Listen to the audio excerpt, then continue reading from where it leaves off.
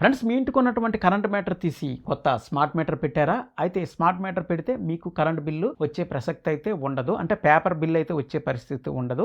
Only మీకు ఆన్లైన్లోనే bill generate అవుతుంది. ఈ బిల్ 1వ తేదీన జనరేట్ అవుతుంది. ఈ 1వ తేదీ నుంచి 15 రోజుల లోపల మీరు బిల్ పే చేయాలి. ఒకవేళ పే చేయని పక్షంలో ఆటోమేటిక్గా వాళ్ళు డిస్కనెక్ట్ చేస్తారు. డిస్కనెక్ట్ చేసేటప్పుడు మీ ఇంటి దగ్గరకు వచ్చే పరిస్థితి ఉండదు. ఒకవేళ డిస్కనెక్ట్ చేశారనుకోండి, మీటర్లోని డిస్ప్లే వెలుగుతుంది, అందులో కరెంట్ ఉన్నట్టు చూపిస్తుంది, మన ఇంట్లో కరెంటు ఉండదు. అప్పుడు ఏం చేస్తారంటే మీరు బిల్ వెంటనే పే చేయాలి. ఎలా పే చేయాలి?